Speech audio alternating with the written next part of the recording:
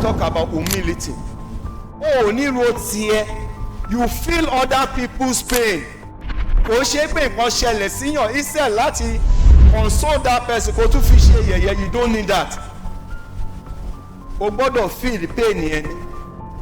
Mo máa ń sọ fún àwọn èèyàn pé nǹkan tó bá lè gbàyàn nínú ẹ̀ má dákún ṣòro ẹ̀ fílẹ̀ pẹ̀lú ẹ̀.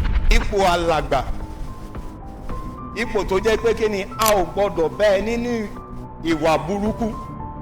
Ẹgbọ́n ní according to 1 Peter chapter 5 verses 2 lọ sísàlẹ̀, ó ní kì í ṣe bí èrè ìjẹkújẹ, bí kò ṣe ní pé kí ni nípa ìrẹ̀lẹ̀. Gbàládùn ẹ pé God Almighty God will give us that grace.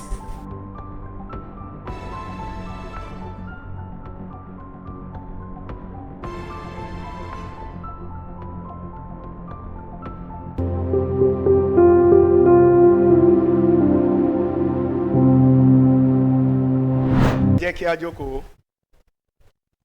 kí a tẹríba fún àdúrà. Ọlọ́run olóore ọ̀fẹ́, a dúpẹ́ lọ́wọ́ yín fún ìpàdé wa lónìí. A dúpẹ́ lọ́wọ́ yín fún ọjọ́ tí a ti ń wò lọ́ọ̀kan ètò wa sí ìmúṣẹ. A dúpẹ́ lọ́wọ́ Ọlọ́run alẹ́ fún ayọ̀ tẹ́ fi sí àwọn ìdílé ìlọ́kàn àti ìjọ Ọlọ́run. A dá gbogbo ògo padà fún yín, Olúwa gbọ́ ọpẹ́ wa. À ń lọ nínú ọ̀rọ̀ rẹ, ìwọ Ọlọ́run la fẹ́ rí, Olúwa bá wa sọ̀rọ̀. Jésù Olúwa wa. Fishers of men, fishers of men, hallelujah. Mo kí tọmọdé àti àgbà wa lórúkọ Ọlọ́run. Mo gbà aládùúrà ọ̀rọ̀ bí ayọ̀ kò ní tán lé ẹnìkankan wa. Today is an important moment in the life of our church. The office of an elder is not mainly a title but a divine calling. I tag my topic this morning, serving with humility and faithfulness. Serving with humility and faithfulness. And the text is taken from 1 Peter chapter 5 verse 2 to 4. Mi ò ní kà púpọ̀, màá kàn summarize ẹ̀ ní àti pẹ́. Ẹ rí pé Paul pàápàá ó ń gbà wọ́n nímọ̀ràn gẹ́gẹ́ bí òun náà ti jẹ́ alàgbà rí. Ipò alàgbà jẹ́ ipò tó jẹ́ pé kí ni ó ní his own integrity nínú. Ipò ẹlẹgẹ́ ni, ipò ọ̀wọ̀ ni, ipò téèyàn máa ń fi gbogbo ọkàn ayé ẹ̀ láti sin Ọlọ́run ni. Tí wọ́n bá pè ẹ́ ní elders, to serve with humility and faithfulness, especially the content of leadership like eldership means to carry out God's work with right heart attitude. Tá bá pè ẹ́ ní elders, a pè é gẹ́gẹ́ bí olùṣọ́ àgùntàn, to take proper care. In some doctrine they will call it the position of general overseer. Ipò elder, ipò ńlá ni. Ipò elder, ẹgbọ́n ní gẹ́gẹ́ bí according to the word of God. Ó ní ẹ má ṣe bá àwọn alàgbà wí, ó ní ẹ ṣe kí ni ẹ gbà wọ́n ní ìyànjú. Ìyẹn túmọ̀ sí pé ẹni tó bá ti pè rẹ̀ ní ipò alàgbà, ó láwọn ibì kan tó gbọ́dọ̀ rí ẹ àti àyè tó gbọ́dọ̀ bá ẹ. Ìwọ tó wà ní ipò alàgbà, ipò láti manage to take proper care and the development of the church. Kọ́ṣẹ́ wa máa pè é dìde láàrin àwọn ọmọ kéékèèké pé ó yá alàgbà ó yẹ sọ bó ṣe ṣẹlẹ̀. Owó ta kó sí yín lọ́wọ́, báwo lẹ ṣe manage ẹ̀ kí wọ́n máa wí kátákátá. You have lost the integrity. Tí a bá sọ̀rọ̀ nípa alàgbà, o gbọ́dọ̀ jẹ́ a man or a woman of your words. Bẹ́ẹ̀ ni ẹ gbọ́dọ̀ jẹ́ bẹ́ẹ̀ ni, bẹ́ẹ̀ kọ́ ẹ gbọ́dọ̀ jẹ́ bẹ́ẹ̀ kọ́. Màmá wa kan wà nínú chọ́ọ̀chì tó bá ti ń wàásù tó bá máa parí ẹ̀, wọ́n máa ní ẹ má bínú o, bóyá mo bú yín àbí mi ò bú yín o, mo sọ nǹkan tọ́lọ́run rán mi ní o.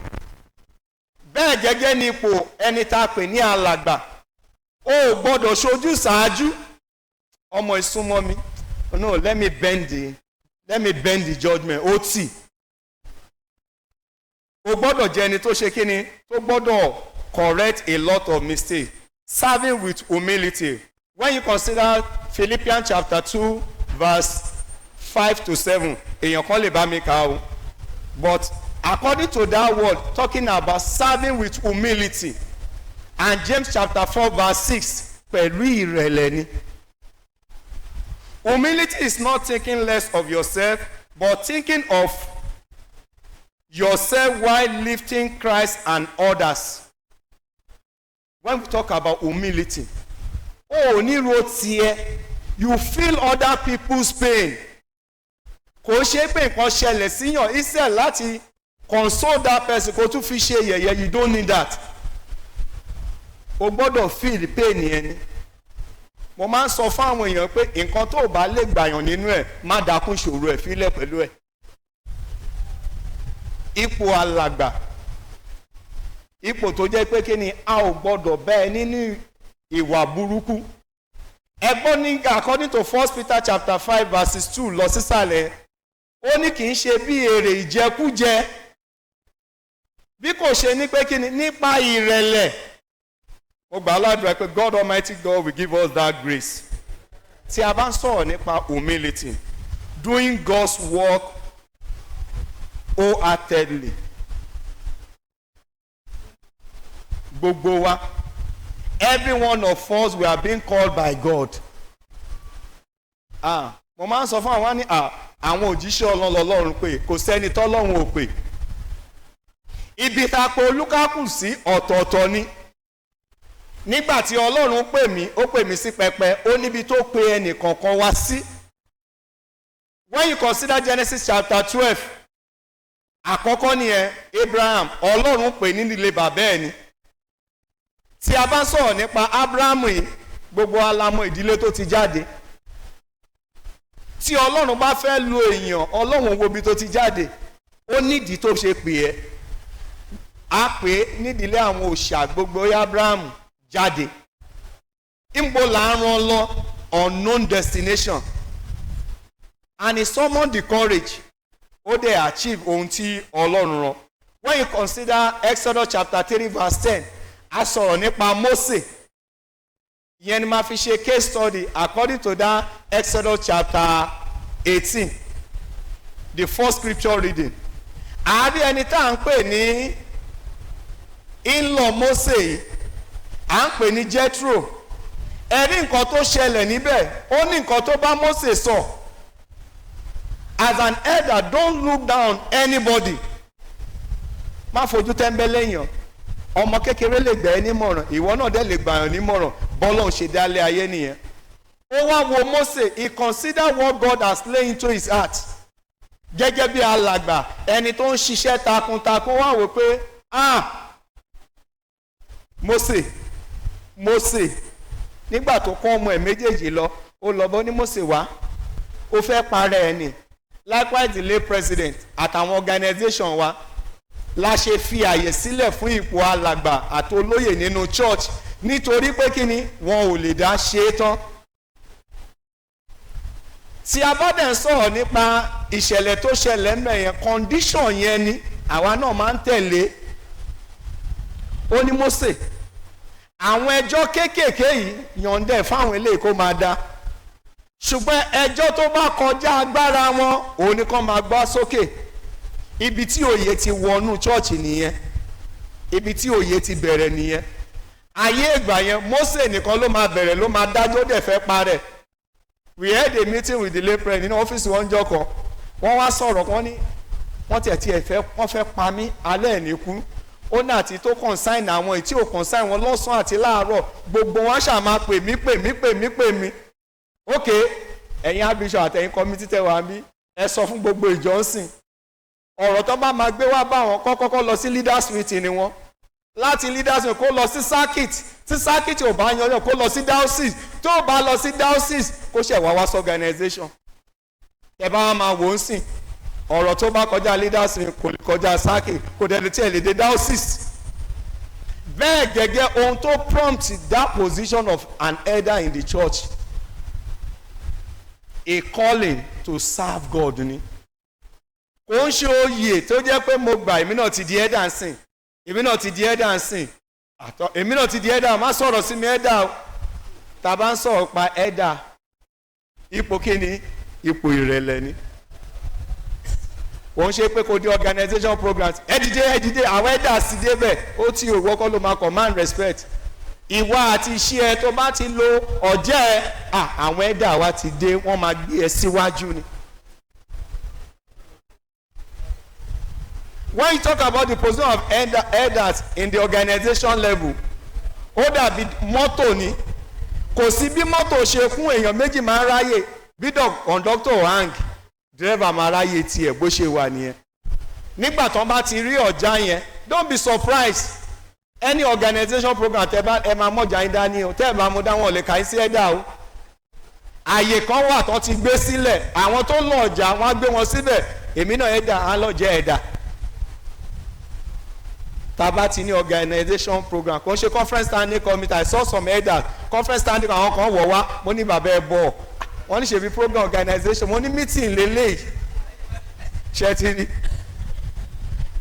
Ọjà tó tún wà láàrin kò ń ṣe pé bóyá ẹ̀dà kan fẹ́ ṣe party wá ní jẹ́ kí n wọ ẹ̀dà ó tí o is a symbol of the organization, and any organization event ló wà fún, bóyá annual conference ni àti bẹ́ẹ̀ bẹ́ẹ̀ lọ, organization program ni, founders day àti bẹ́ẹ̀ bẹ́ẹ̀ lọ. Ohun tó máa kẹ́ bí ẹyin ní ọjà tó gbà yẹn. Brother mi kan sọ last year ńgbà tán lọ́n 10,000 gbà yẹn, ó ní bóyá kò ń rà á lẹ̀ kó tóun bá máa pé 60 kó má lọ wọ́n jù. Mo ní tó bá tẹ bá rà á lẹ̀ ó ṣeéṣe kán ti change ẹ̀. Ṣètúrú yẹn sìn. Mo ń bẹ gbogbo wa, mo ń rọ̀ wá. Remaining steadfast even when there is no visible result. Bóyá àpè ẹ sí ipò kan, go and settle some crisis. Ẹ wá wàhálà àwọn ọmọ yẹn ti sú yín, kò gbọ́dọ̀ sú yín. Ẹ já wo àpẹẹrẹ ìyá ìjọ wa Bọ̀dáláre Akọ́ṣílẹ̀ in the church. Nígbà tí à ń sọ pé ó yá lay president ó yá ẹ lọ rí sí ọ̀rọ̀ àwọn akọrin. How many months? 1 month 2 months, wọ́n sì wà lórí ẹ̀ náà ni, kò gbọ́dọ̀ sú wọn. Títí wọ́n fi achieve result yẹn. That is the position you are being called. Kò ṣe pé ẹ̀dà lẹ́pẹ̀rẹ̀ mo ti lọ bá wọn ṣàgídí church yẹn, mi ò lọ mọ́ ó tí o. Ó ní iṣẹ́ tó yàn mí nínú àánú rẹ̀, jẹ́ ẹ̀ lè ṣe kíni, jẹ́ ẹ̀ lè ṣe tayọ̀tayọ̀. Brother Reese, iṣẹ́ yín ti di méjì báyìí o. Ẹ má kúrò ọmọ junior ss mọ́ o. Bóyá program kan wà ní sákìtì àti sákìtì wọn bá pè ẹ filẹ̀ ṣẹ́rí bọ̀dá kókà ẹ̀sìn mo láṣọ ìfìtì wọn. Lẹ́pẹ̀rẹ̀ bóyá a máa tiẹ̀ máa rotate wọn. Ṣẹ́rí bọ́ọ̀ náà ṣe káàmpù ń bì.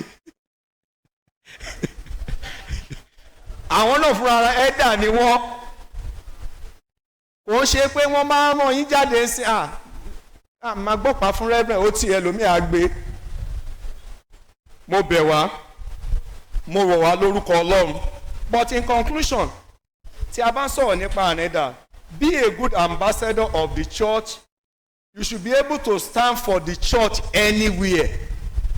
Tá bá pè ẹ́ ní alàgbà, you must be a good ambassador. Ibikíbi tẹ́ bá ti sọ̀rọ̀ ń sìn wá ní ṣẹ́dà church wo nìyẹn? Ó ní nǹkan tó fẹ́ derive from that Oke-Arin ló ti okay. Adẹ̀ láìkọ̀ ọ̀rọ̀ tí bàbá yìí sọ o. You must be a good ambassador. Ẹ̀yin ẹ̀dà tẹ́jẹ́ pé ẹ máa ń bínú, ẹ máa ń pariwo sọ̀rọ̀, ẹ gbọ́dọ̀ ṣe mọ́ o. Ọ̀rọ̀ Ọlọ́run ó ní when I was a child, I talk like a child, I reason like a child. Ó nígbà tóun dàgbà tán, òun ṣe kí ni? Tẹ́ bá fẹ́ sọ̀rọ̀ ńsìn, ẹ̀rọ ànáwọ́ tó bá ti pè yẹn sọ, tó bá ní ẹjọ́ kan, no ẹ jẹ́ sọ tinú mi, òun ṣe ẹ̀dà o. Position ẹ̀dà wọ́n gbà lọ́wọ́ èèyàn o. Wọ́n gbà lọ́wọ́ èèyàn o, kọ́ má bàa gbà lọ́wọ́ ẹ. You must humble yourself before God. The second one, be financially responsibility to the church as blessing, as the Lord has blessed you. Kí ni mo ń sọ bẹ́ẹ̀ pé in times of needs, ẹ gbọ́ gbogbo àwọn tó ń ṣàdúrà fún wọn lẹ́tí gboyè ẹ fowó ṣe o ó níbi tó ń lọ your expenses nsìn ó ti háyì o personally to me gbogbo circuit wa tó bá ṣe ìkórè gbogbo iná máa fún lẹ́tà latest ẹ̀dà ni owó títún tẹ̀sẹ̀ gbẹ́ máa lọ nínú circuit wa whatever the Lord has laid into your heart ẹ̀dà Babátúndé ẹ̀ dorí bolẹ̀ ni ẹ fọkàn balẹ̀ lẹ́tà ò tí ì di ẹ ti dorí kodò ẹ bèrè lọ́ọ̀yà àjọ ọmọ yẹn ti ń ṣe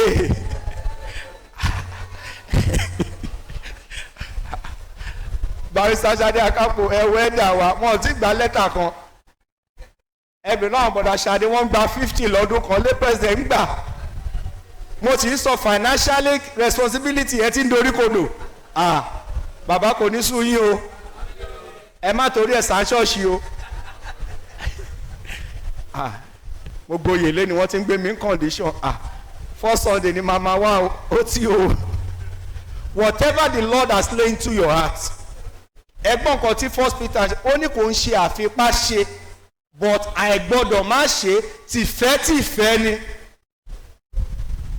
I have some members in the church tó bá fẹ́ fún wa ní nǹkan ní church wọ́n bẹ̀rẹ̀ pẹ̀lú 100 200 lẹ́tà yìí ò pọ̀ nígbà tí lẹ́tà bẹ̀rẹ̀ sí wọn 50 lọ́wọ́ wọn ètò ẹ̀kọ́ fún 50 wọ́n sọ di 25 pé wọ́n mọ̀ pé ìmí ṣì ń bọ̀ but whatever the Lord has laid into your heart fi tọkàntọkàn ṣe ó ṣe fún Ọlọ́run ó ń ṣe fúnra ẹni the third one be active elders and active elders èyí àjọ sọ ẹlòmíì máa gba elders ó máa jókòó lé mo ti dépò àgbà kò ń ṣe every time lóye kí n máa lọ church ta ló sọ bẹ́ẹ̀ look at Senator Adéṣeyè Ògúnlẹ̀rẹ̀ over 80 serving Prince Sami Adébíyì over 80 serving ẹ̀dá ṣàbí tó máa ń ṣọ̀rọ̀ mọ́tò tó wáyé mo ní mọ́tò ni mo fẹ́ lọ máa gbé màmá yẹn kí n máa gbé wá kí n máa gbé padà ọkàn wọn wà ní church over 90 years ọ̀yà ẹ̀yin 60 70 ẹlẹ́ẹ̀ ti dé ẹ̀dá ẹ̀ǹkankan lẹ fẹ́ máa wá church we need your presence à ń fọ́ọ̀sì yàn gbowó church wa ó dá ó déédé ó dá déédé ṣùgbọ́n when you consider Hebrew chapter 10 verse 25 ó ní ká má ṣe kọ ìpéjọpọ̀ ara wa sílẹ̀ ẹ má ṣe kọ ìpéjọpọ̀ ara yín sílẹ̀ gbogbo ẹ̀yin family members tí ẹ wá ń bí mo kí yín lórúkọ Ọlọ́run alààyè mo dẹ̀ gbà aládùúrà ẹ pé orí ọ̀fẹ́ Kristi á tó fún ẹnì kankan wa. Don't forget that you are going to give account of your stewardship. Gbogbo iṣẹ́ tá a bá ṣe. Ibi tá a fẹ́ parí ìrìn àjò wa sí. Kò sáyè pé I'm late president, I'm a primate, gbogbo alájọ máa tò. Ọlọ́run á béèrè pé ẹ̀dà tó jẹ báwo ló ṣe lò ó. Iṣẹ́ ìjọba tó ṣe after serving for 35 years, what is your gain? Gbogbo nǹkan tó bá ṣe nínú ayé have impact. Jẹ́ kí èèyàn kan feel impact yẹ. Try to touch lives. Tí a bá wá wo ibi tí mo fẹ́ràn jù nínú Bíbélì, the book of Joshua chapter 24 verse 15. Tí a bá wo ó dàbí Revelation chapter 22 verse 11 ni. Mo sọ pé dàgbà tọrọ wá sú Ọlọ́run ní ẹni tó ń ṣe olóòótọ́ máa ṣe níṣó ó ní kíyèsí èmi ń bọ̀ kankan ṣùgbọ́n when you consider that Joshua chapter 24 verse 15 Joshua ló sọ kankan bẹ́ẹ̀ yẹn ó jẹ́ kí wọ́n mọ̀ pé desire to serve whatever you want to serve ó ní tó bá jẹ́ àwọn òrìṣà bàbá ńlá ìlú fẹ́ lọ ó ní lọ máa sìn ó ní ṣùgbọ́n bó ṣe tòun àti ilé òun ni ọ̀bọ Olúwa lòun yóò máa sìn. I'm urging every one of us, try to make up your mind and serve God. You are a Christian, you are a Muslim, ilé ayé ló mọ̀ o lè jẹ́ Christian kó jẹ́ Muslim ló máa sìn ẹ́ o lè jẹ́ Muslim kó jẹ́ Christian bóyá wọn lọ́lọ́ ṣe ń dára tiẹ̀ but ohun tí mo fẹ́ kó mọ̀ ni pé ibi tó ń lọ yẹn ohun tó bá ṣe nínú ayé yìí ló máa jíyìn o. Ẹ̀yin alàgbà mo kí yín pé ẹ kú oríire mo kí yín ẹ kú oríire wọ́n ń jẹ alàgbà lẹ́ẹ̀mejì ẹ ti jẹ lé iná lórúkọ Jésù ẹ ò ní fàìsàn lò gbogbo ẹ̀yin family members ẹ ti wá bá wọn yayọ̀ lónìí lọ́jọ́kọ́jọ́ tá a bá tuntun rán wọn jáde láti lọ náwó ẹ̀ support wọn o. And I pray may the Almighty God continue to bless every one of us in Jesus' name. Àdúrà mi ni fún yín òun ni Deuteronomy chapter 28 ó ní ìbùkún ni fún yín nígbà tí ẹ bá wọlé ìbùkún ni fún yín nígbà tí ẹ bá jáde. Wherever you find yourself, the blessing of God will locate you in Jesus' name. Mọ́mí tó wà lẹ́yìn yẹn ẹ dẹ̀ mú mi rántí màmá mi kan pẹ̀lú glass ẹlò yẹn. No, not the first one. Màmá àgbàlagbà yẹn. Glass yẹn màmá mi mọ́mí ẹ dìde. Ẹ̀yin church ẹ wo màmá mi kan ló máa ń lo glass yìí ẹ jókòó. Mi ò mọ̀ o ṣùgbọ́n àwọn tẹ̀gbẹ́ ẹ ti ń sọ ẹni náà. Lórúkọ Jésù màmá ẹ gún lẹ́mi o ẹ̀yin náà gún lẹ́mi màmá. Mo kí gbogbo ayé pé a kú oríire. Abaniláyọ̀ jẹ́ kò ní ba ayọ̀ wa jẹ́ o. Let us try to make up our mind and serve God. Àyè tá a bá fi ẹ́ sí nínú mọ́ṣáláṣí ni nínú chọ́ọ̀chì ni commit yourself. Ṣàìpẹ́ mákànjẹ́jọ́ mọ́ lásán wọ́n pe lè àsàlátù ò lọ wọ́n pe tọ̀hún ò ṣe ó ní kíkírun dẹ̀ lọ ni ó tí o ìrun yẹn kíkí ò tó o. Commit yourself. Bóyá àgé lọ́lọ́run ẹ lọ́wọ́ láti rà have impact to the development of any society you find yourself. Orí ọ̀fẹ́ láti ṣe Olúwa yọ̀ǹda rẹ̀ fún wa o. Ẹ jẹ́ á tẹríba fún àdúrà. Bàbá wa tí Ọlọ́run wa wá dá gbogbogbò padà fún yín Olúwa gbọ́ ọpẹ́ wa. Orí ọ̀fẹ́ láti sìn ọ́ bó ti tó àti bó ti yẹ Olúwa yọ̀ǹda rẹ̀ fún wa. Jésù Olúwa wa. Ǹjẹ́ nísìnyí fún Ọlọ́run bàbá ọmọ ẹni tí ọlá àti ògo yẹ fún láé àti láéláé.